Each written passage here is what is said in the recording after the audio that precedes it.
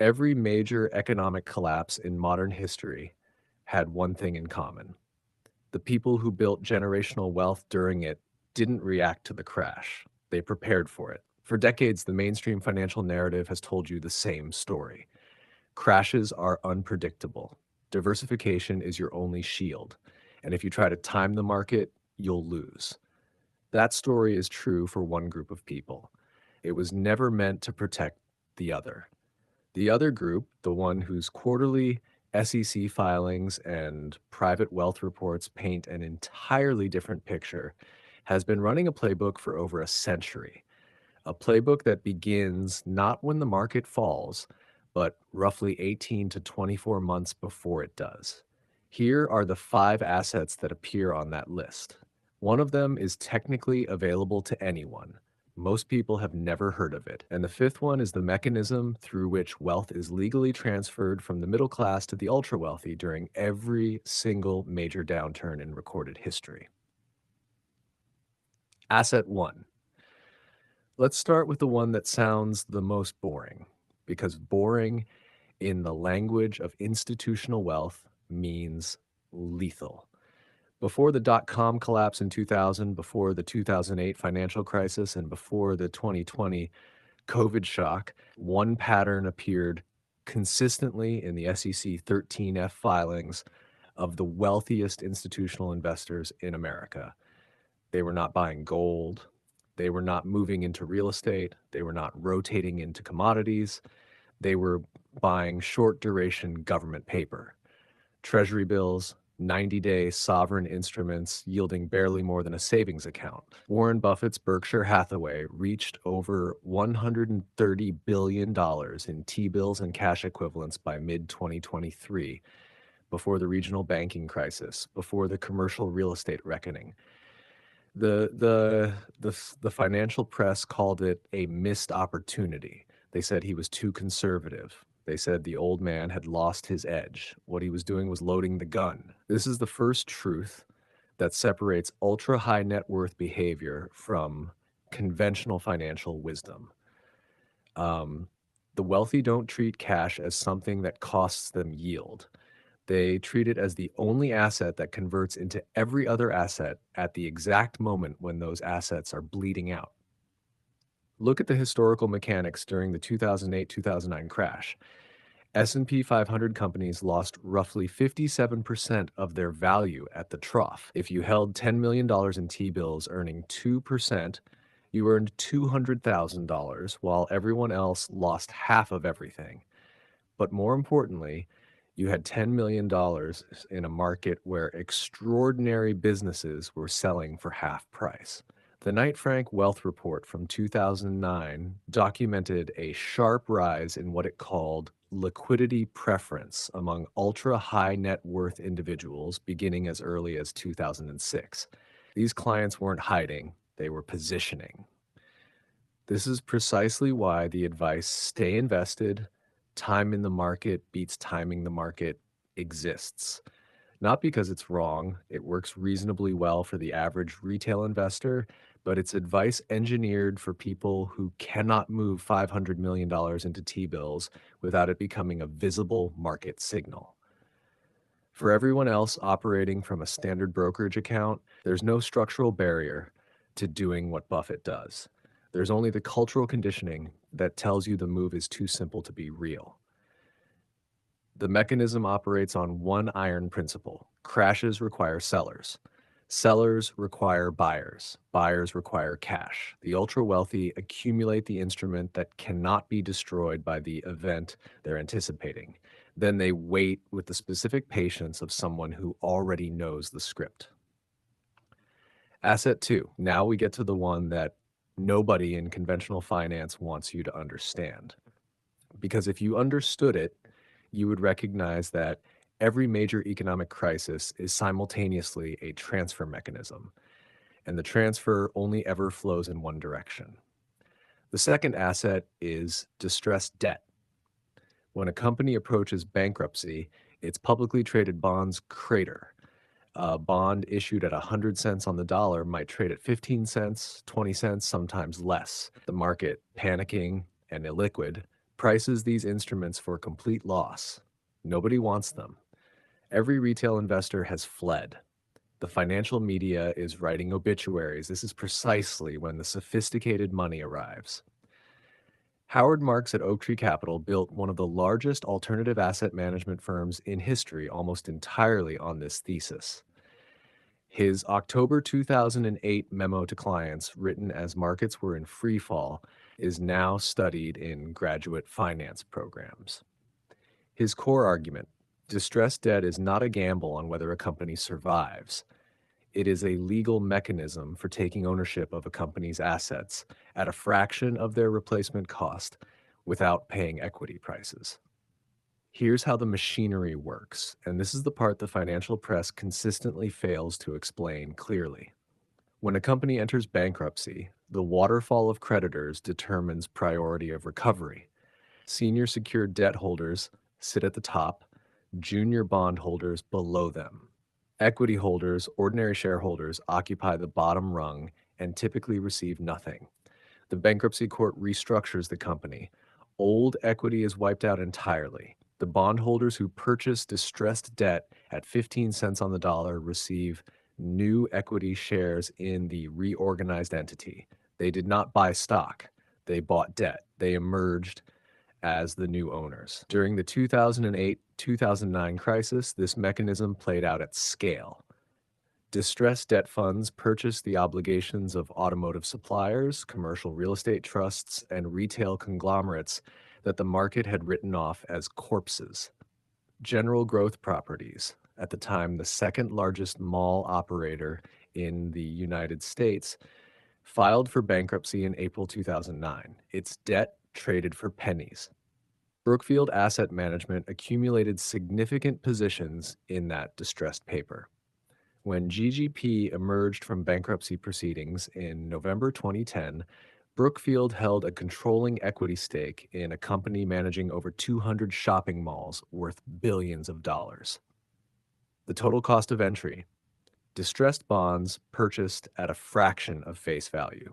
The Capgemini World Wealth Report from 2010 documented that high net worth individuals who maintained allocations to alternative credit strategies during the 2008 crisis outperformed standard diversified portfolios by 23% on average over the subsequent 3 years. Not because they were intellectually superior, but because they had access to an instrument that retail investors are structurally excluded from by regulation and minimum investment thresholds and deliberate opacity. The darker reality underneath this mechanism is what should concern anyone watching. Distressed debt requires a distressed economy to generate its raw material. Every corporate bankruptcy in a downturn represents, from one angle, human beings losing jobs, pensions, and accumulated savings. From the other angle, it represents the transfer of productive assets, factories, logistics networks, real estate portfolios, from dispersed public shareholders to concentrated private capital at below market prices. The legal machinery of modern bankruptcy was not designed with this outcome as its explicit goal. But the outcomes are not neutral, and knowing the mechanism exists is the first step to understanding whose interests the financial architecture has been quietly optimized to serve. Asset 3. The third asset is the oldest one.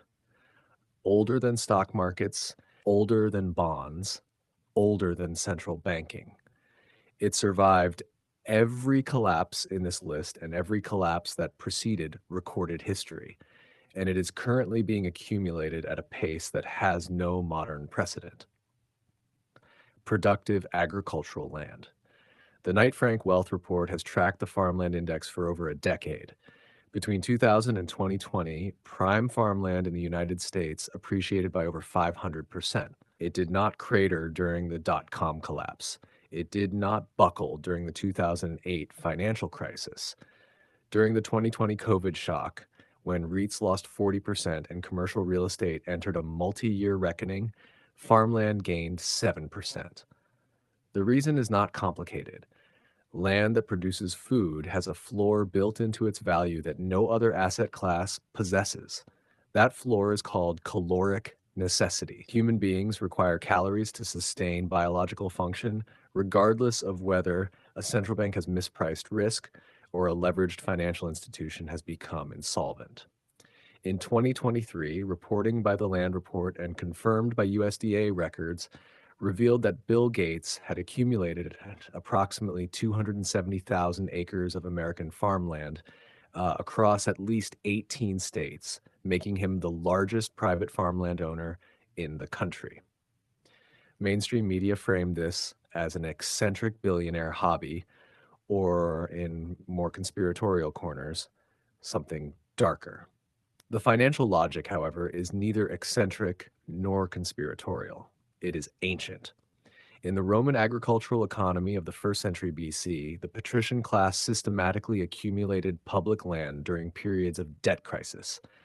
As small farmers defaulted on obligations they could not service, the latifundia, massive estates owned by the senatorial class, expanded across the Italian peninsula. The same pattern appeared in post-Black Death Europe, where survivors with liquidity purchased abandoned farms from the estates of the dead at fractions of their former value.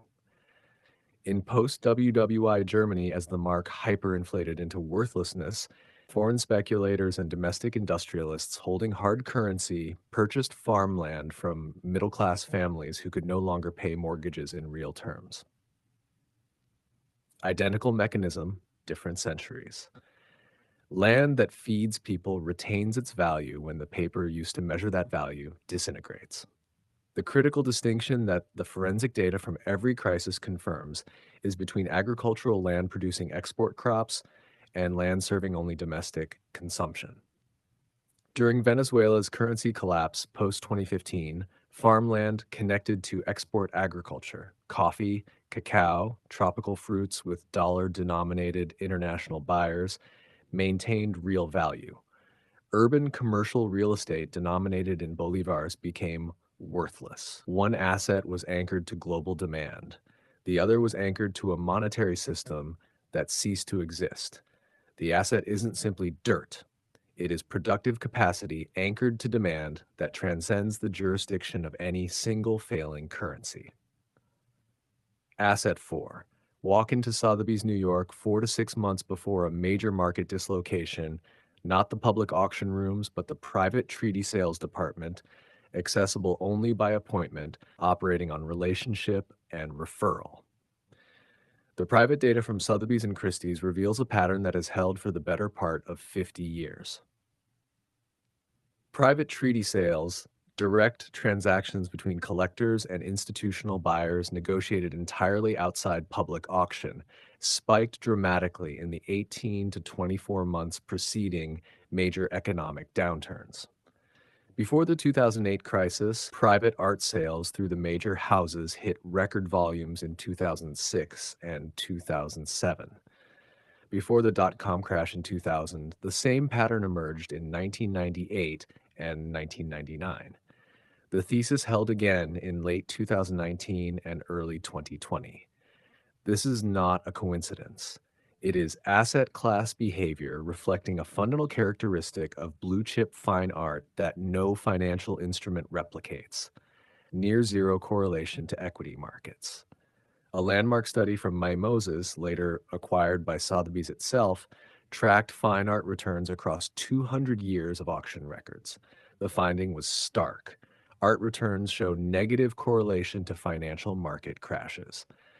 When the S&P 500 fell 57% in 2008-2009, the top segment of the art market, defined as works by established artists with institutional provenance and deep collector demand, fell approximately 4%. 4% against 57. The mechanism behind this performance has nothing to do with aesthetics and everything to do with supply rigidity. A Gerhard Richter painting cannot be manufactured by a central bank. There is no art equivalent of quantitative easing.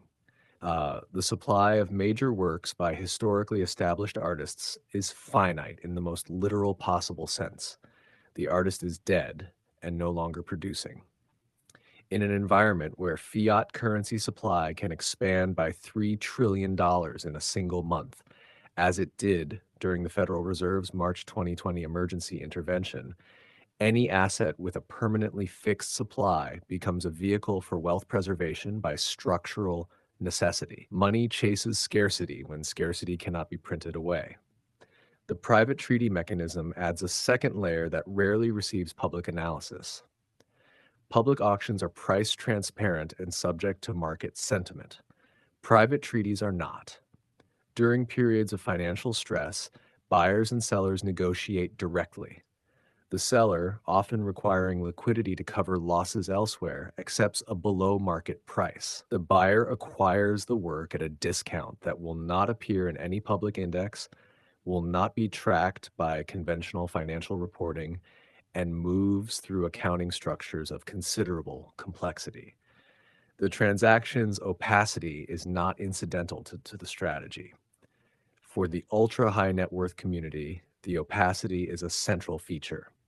The Capgemini World Wealth Report has noted consistently since 2010 that investments of passion, encompassing fine art, rare wine, classic automobiles, and colored gemstones, represent between 5 and 10% of UHNDUI portfolio allocations globally, with that figure rising measurably in the 12 months preceding documented financial stress events.